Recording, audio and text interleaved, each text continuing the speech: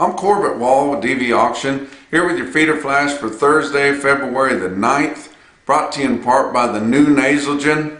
Bovalis Nasalgen 3 PMH is a one-of-a-kind respiratory vaccine that provides unmatched protection to young calves.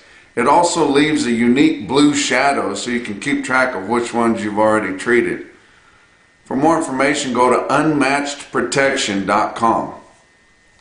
Rebuilding is slow, and you would think with the inventory numbers that we just saw here last week that said that we've got the smallest beef cow herd in 60 years, that people would frantically be wanting to rebuild that herd, but we're not seeing that. Really not hardly at all. The only thing we have seen that's a result of that is your bred heifers, bred cows, and what pairs you might see have increased in price, but everything else has increased in price a lot too, so you can't necessarily call that an outlier. But what I've been seeing here this winter, and we can call it spring because we're in the spring calving here, but there's been few heifers kept. We've seen a lot of heifers come to market. We've seen few buyers buying replacement heifers, no more than usual. They're still feeding a lot of heifers. That inventory report showed that our replacements are down 6% compared to a year ago as of 1st of January. And I haven't seen anything that says that we went out of that. And why aren't people keeping the heifers? They need the money. This is probably the first year that the calves themselves, the average of the bull or steer calves and the heifer calves are bringing enough money to try to kind of get these cow-calf producers out, to get them the things that they need. And then they're behind. They've given up a lot of equity in the last 6 or 7 years.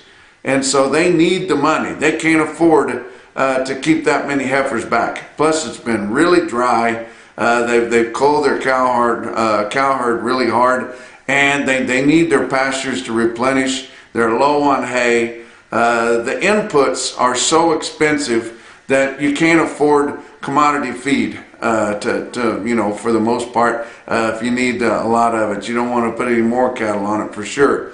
Fuel is higher. Everything is higher. The groceries to put on the food on the kitchen table are higher. It's just everything is higher. And plus, now we're going to see these lofty way up cow prices for the cull cows, higher than we've seen for a long, long time. And they're going to continue to pull more cows to market. So, this high spot we're seeing in this cycle for these markets to be good is going to last longer than what it normally would. You remember 7 or 8 years ago when we saw our all-time record prices, our inputs weren't near this high. We weren't near this dry right now, and so people got after it a little bit quicker. But indeed, 2015, the year that we saw the wreck, was actually lighter than 2014 when we saw the all-time record prices. So we're going to see that. Do I think the market will hang in there a little bit? Yes. As high as it's been and as fast as it's gone up, it's really regimented compared to 2014 when it just zoomed and hit prices we'd never seen before. Don't forget, we kind of had an artificial pushing that market. Kind of a pyramid type scheme that was pushing that market at the time in 2014. We didn't know about it until 2015. I don't see that we're having that happen this time, but it's just supply and demand fundamentals that are doing that. But we're not seeing a quick rebuild, and I don't think we're going to see one until we get these pastures fully damp and they've got the moisture that they need. I think that will happen later in the spring whenever we see all this snow melt that we've seen up in the northern plains. We seem to be getting into a wetter trend in the southern plains and in the Midwest, and I think once we start to see ample moisture, then we'll start seeing the rebuilding. But as of now, there's few signs of rebuilding right now other than higher prices on some on some bred heifers and bred cows. We also talked about some government things. I told you that the Cattle Price Discovery and Transparency Act has been reintroduced into the new Congress. I told you on our last visit about the cattle contract library pilot program that they've just unveiled there. And I'm also going to tell you about one here today, the Meat Packer Special Investigator Act. We heard a little bit about that, in the last Congress. I didn't talk a whole lot about it because I believe if they want to enforce the PNS rules, why not just start enforcing them? Why do we have to have an act to tell the USDA and the DOJ and the powers that be to start enforcing the Packers and Stockyards rule that was written over 100 years ago? Yes, many of the rules in there and stipulations are out of date. I mean, you can imagine that after 100 years. Now, they didn't go in there and rewrite them. They're just going to give more cooperation to enforce the PNS Act with DOJ and other government agencies. It's basically going to allow them to subpoena, to come in there and do more investigative rounds like the DOJ normally does, and Packers and Stockyards, which really doesn't exist as it used to, couldn't go in there and really investigate and subpoena and things like that. Now it's a good bill. I mean, I'm totally in favor of it. I mean, I hope it gets there. I think it goes right hand in hand with Cattle Price Discovery and Transparency Act, because we're definitely going to need it if we get that act enforced, to have some investigators in there making sure that the Packers are doing what they're supposed to be doing. But it's introduced with some faces that are familiar to us. John Tester, Democrat from Montana, he's been a champion of this. He has also been a champion of Cattle Price Discovery and Transparency out of Montana there. Chuck Grassley, of course, he's been trying to get something like this done for 20-25 years. And Mike Rounds out of South Dakota, that's very familiar with the industries there. But we've averaged 17,000 cattle producers going out of business every year since 1980. When does the bleeding stop, guys? Let's talk about your board for Wednesday. February live cattle futures up 22 cents at 160.80. April was up just 10 cents at 163.70. Your back months were down a little, but not much, down just 2 cents to 27 cents. Kind of a nothing day in your live cattle pits. March feeder cattle down 75 cents at 186.45.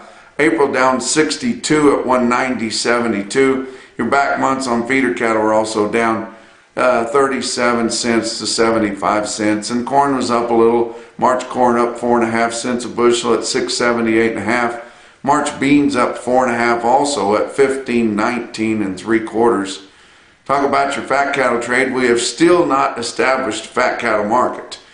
We keep selling a few cattle. It's just cattle that guys really want rid of. Your packers are begging but they can't get the gates to swing. They find a few guys that are really, really sick of their cattle that they've had on the show list due to mud, cold conditions, whatever it might be. But they're getting a few cattle, but not very many.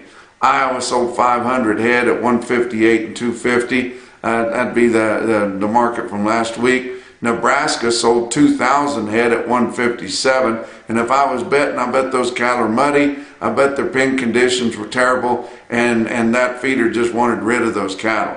Kansas did not sell a hoof. Texas sold a few, 400 head at 159, and we saw that happen in Kansas on Tuesday. Give another fat cattle auction. I like to talk about auctions. I don't know why everybody doesn't sell cattle in a competitive manner. Sioux Falls Regional Livestock in Worthing, South Dakota, they had a good fat cattle sale. They have a fat cattle sale every week. Sometimes they have better receipts than others. Of course, with the way things have been going with not a lot of trade, it increased their receipts there. 1,700 fats, be a pretty sizable fat cattle auction anywhere. They had 25 loads included in that, straight loads. So it wasn't a 3-head deal and a 2-head deal here, but they were loads and half loads for the most part, but $1 to $3 higher than conventional cattle. And it's so nice because we have federal state market reporting at Sioux Falls Regional, and you can really tell what's going on. The conventional cattle sold from 154 to 163, and the non-implanted or drug-free cattle from 155 to 166 and a quarter. Wow, big premium there in an auction, selling to the highest bidder. That's on the average dressing cattle. They didn't. I didn't include the low dressing or the muddy cattle or whatever, but they did estimate the dress cost on those cattle in the ring at $252 to $258. That would be a premium to anything we've seen sell dressed in the country. Box beef cutout values were mixed. Choice was up a little for a change, up 48 cents at $267.20, and select down a bunch, down 417 at $253.16. Your slaughter, 370,000 through the first 3 days of the week. That's 5,000 less than the previous week, 3,000 less than the same week a year ago. Talk about what else is going on. Livestock Risk Services, your LRP specialists, that's Dakota Moss right there in Oklahoma City in the exchange building at the Oklahoma National Stockyards. Get a hold of those guys. I'll tell you what, if you're going to turn cattle out this spring, you can't afford not to get LRPs on them. They will absolutely take your head off. Look at some of those strike prices out there where you can lock in and just give him a call. Just give him a call there at Livestock Risk Services and visit with them about it. They'll tell you what you need and what it's going to cost to get that done. Talk about your feeder cattle market. Your real-time index on DV auction late in the day on Wednesday, sitting at 182.61, down 41 cents. So we saw things kind of start moderating here. We've got these prices to a level, but all your sales on Wednesday, they hadn't seen the sharply higher calf and stocker quotes that everybody else had been seeing this week, so they were just as high. But we're finally getting the index price up there where it's not gaining leaps and bounds anymore, and it's about 182.5 on a cash steer weighing 8, and they'll sure bring it, guys. Don't forget, if you like this report, you don't know how to find it really fast, or you would rather not struggle to find it in the mornings when you want to watch it, just text the word flash to 209 Corbett or 209-267-2488, and once you do that, they will text this report to you every day, every business day, and you just pick up your phone, open your text, and open that up and hit the button, and you'll get this report. Be much easier for a lot of you than searching for it. Also, don't forget Primetime Livestock Video there associated with Joplin Regional Stockyards. They've got one of their video sales here today on Thursday at 2 o'clock in the afternoon. Just a smaller one right there from the barn in Joplin, but they've got several cattle on there, and several of those lots have large numbers of yearling feeders on there. So don't forget your Primetime Livestock Video. Let's talk about your big sales on Wednesday. OKC West, El Reno, Oklahoma. Of course, they sell Tuesdays and Wednesdays. DV Auction broadcaster there sell 10,100 head for the 2-day sale, and it was a whopper. Feeders selling $1 to $4 higher. Calves selling $10 to $20 higher. Check out this outstanding quote that I saw on Wednesday out of El Reno, Oklahoma. 132 steers weighed 771 at 193.50. My goodness. How about Dodge City, Kansas, winter livestock? 3,000 head for them.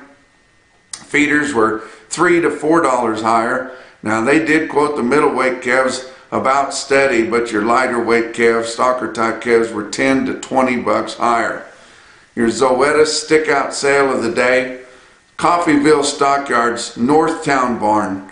They had a good sale there on Wednesday. 2,600 head of feeders, and that's Tylen Layton there. He's got both the Coffeyville, Kansas, and Coffeyville, Oklahoma, but this is the North Barn. He features the feeders in the North Barn, features the cows in the Oklahoma barn there, but both of those markets are good.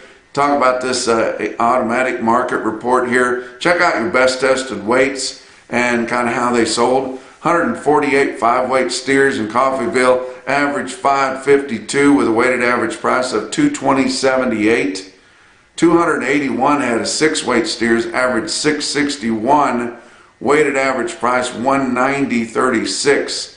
Now check out these 8-weights and keep in mind that right in that part of the country they got a lot of commodity type cattle, and I saw on there where they had a lot of mixed bag cattle. They'd sure be good enough to feed, but they'd mostly be 3-colored cattle, wouldn't be all blacks like we feature a lot of times on these top quotes. But still, 708 head of 8-weight feeders in Coffeyville stockyards averaged 830 with a weighted average price of 178.13. Pretty good. On the heifers, 352 head of 5-weight heifers averaged 557, weighted average price 192.73. 281 head of 6-weight heifers averaged 642, weighted average price on them 176.41. Give you a few individual quotes. How about Bloomfield Livestock Market in Bloomfield, Iowa? The Schooley family, they had a whale of a sale up there. 120 head of 893-pound steers, weighing almost 9, guys, at 183.50. How about one way out west? Twin Falls Livestock Commission there. They had a good sale. They've had moisture out there. 49 head of 511-pound steer calves bring $2.48 in Idaho. But best quote that I saw anywhere on Wednesday, it's a market I've never talked about, and it's not because I haven't, we just don't receive their information. We wish we did, but the consignor was proud of the way the cattle sold, and they were sure high enough to be the top quote of the day. Jermackerson, no BS, top quote for the day. It was the Brown brothers from Dwight, Kansas. They sold their cattle at Junction City Livestock there. That's the Langbart family. Lynn is a good friend of mine. I really like him, and he's a world-class auctioneer there. That's a really good market. 64 steers weighed 855 pounds, bring $186. And that's your feeder flash for Thursday.